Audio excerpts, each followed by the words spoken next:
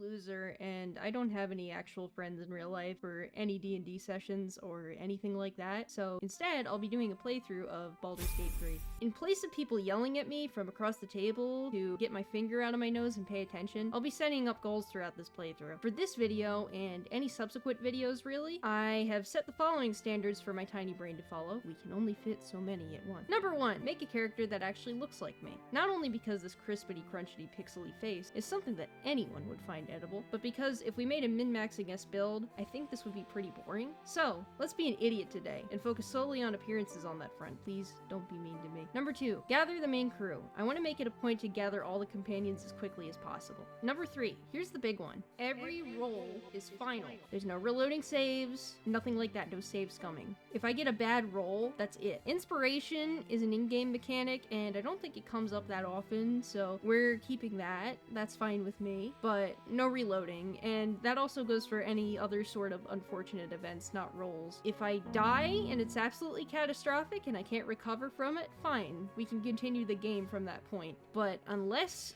I die, unless it's an absolute tragedy, there is no reloading. No. Number 4, romance at least one party member. Who will be my soulmate, and why is it Mr. Krabs? So with these requirements in mind, let's see how well I do. Or if you get eels again, you lose. Escalators, escalators, escalators! Ha! Escalators! Eels.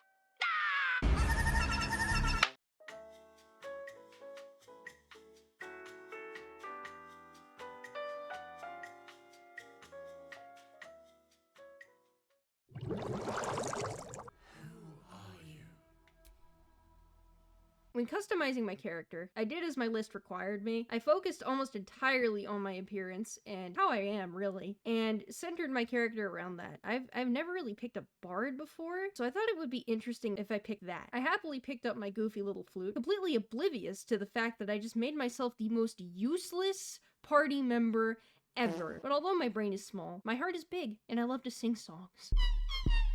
Alright, I was just bored. Now, we get into the story. Here, already, we face some difficulty. We roll on the big explosive-looking bucket of pee that we absolutely know is going to explode. We fail, and therefore can only conclude that it is, in fact, a bucket of pee. And that's final. Notice nothing more than meets the eye. Next, we go to find Brain Buddy. Brain Buddy, as always, is heavily nestled into somebody's skull and needs to be wriggled out. You've come to save us from this place.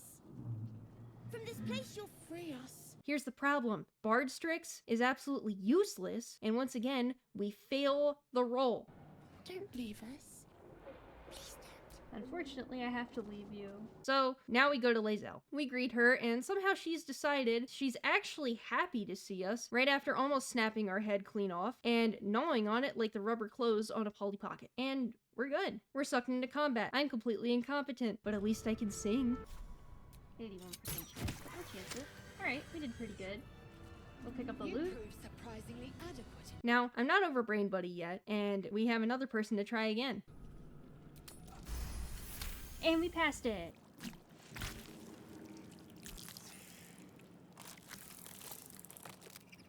We are free. Our freedom is ours, friend. Brain Buddy is officially secured. Back to business. I'm not very strong at the moment, but things are alright. Shadowheart has gotten herself trapped in the contraption, so we have to release her.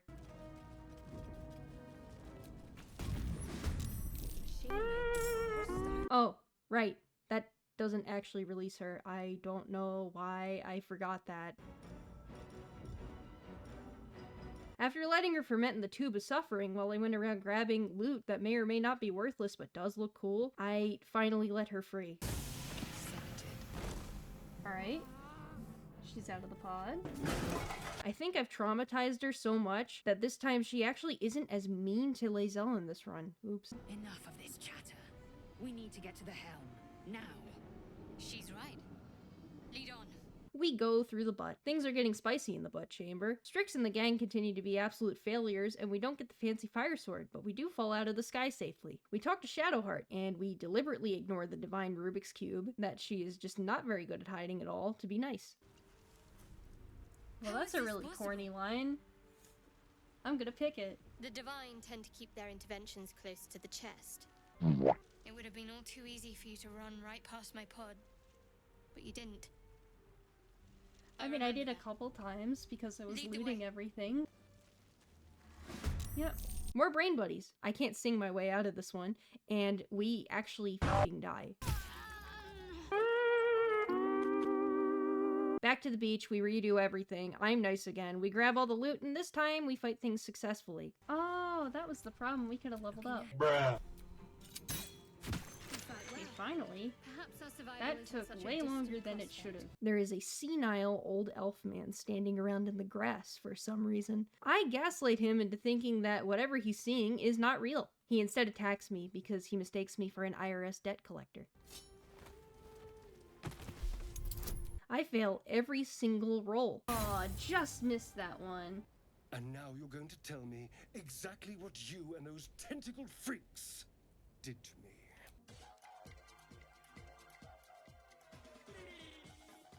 Let's try the check. Let's try the check. Oh, that's pathetic. But this old man is nice to me anyways because I don't know why he's being nice to me actually. Maybe he's just lonely? My name's Astarion. I know. I was Certain people will not be quiet about you. Certain people like you a bit too much. We adopt him and we go forward. There is a very angry looking rock up ahead. You approach the sigil on the stone. Magic glitters and swirls from it erratically. A hand? Anyone? 16! We got it. From this rock, I pull an entire disheveled man in a dorky purple robe. Hello. I'm Gale of Waterdeep. Rumor has it that he eats pennies or something.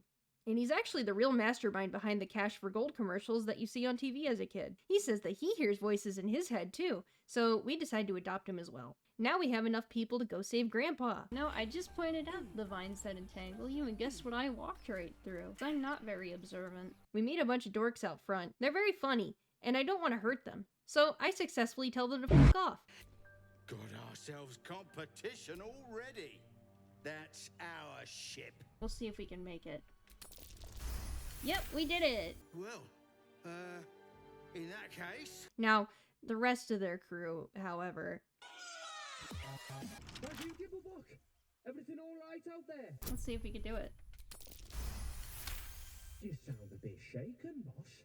Hang on while I find the key. Wow, this guy actually believed it. You're dead! Oh, Gale, you don't really have to do too much. Nothing too excessive, just set him on fire. Now that we've cooked this guy alive for the crime of not knowing that his crew abandoned him, we loot everything. You can definitely tell that this is a starting area because of how much food and everything that they put in it. There's even a whole painting for me to eat. And now we're off to kill the rest of his gang. This doesn't go very well at all. Firstly, strategically, my approach was honestly abysmal. It also didn't help that I am not used to this old Xbox controller, and so I accidentally skipped like 2 whole turns. Death after death, healing potion after healing potion. We ended up with a dead me and run down resources, yay! But in this run we continue until we can't, and since I'm absolutely not completely 100% dead, we keep going. We explore a bit more. This room is littered with booby traps, but nothing Astarion can't handle. Oh, well, except for one. He couldn't handle one.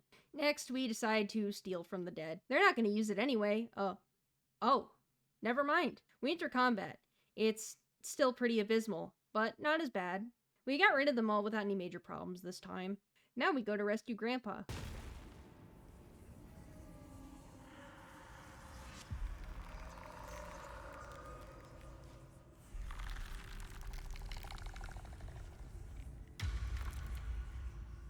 So he has spoken, and so thou standest before me.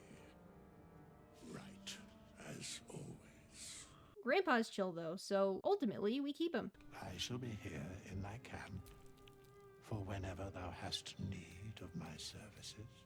We leave Grandpa's house. Next up is Lae'zel. Do you have loves waiting for you once this is all over? You know what? That is not the easiest of questions for me to answer. Whoa, Gale. Zoru was right. Yellow as a toad, and twice as ugly. These two are absolute cowards. Somehow, upon seeing my goofy magenta-haired they step down and leave me alone. I don't want to have to kill them, so... Demaze. Come, Nymissa. Now.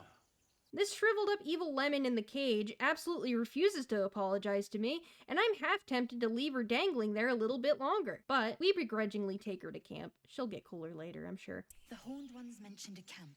One there, this Zoru, has seen Githyanki. I want to stop this at the outskirts of the gates of the camp. In terms of our goals, we haven't really done too bad so far. We've gathered Shadowheart, Lae'zel, Astarion, Gale, and Withers. So now we have the bulk of everyone we want. In our next playthrough, I aim to get Karlach and Will, and maybe we'll even see if getting Minthara is possible, though I'm not really exactly too sure about that one. So, with this video, I wanted to make it a bit more structured. Let me know if you like this format better. Feel free to, I always hate saying this, feel free to like, comment, and subscribe, you know, the whole nine, if you actually liked watching this. I really do genuinely like all your feedback, so feel free to leave any. And as always, you know, thank you for watching, genuinely.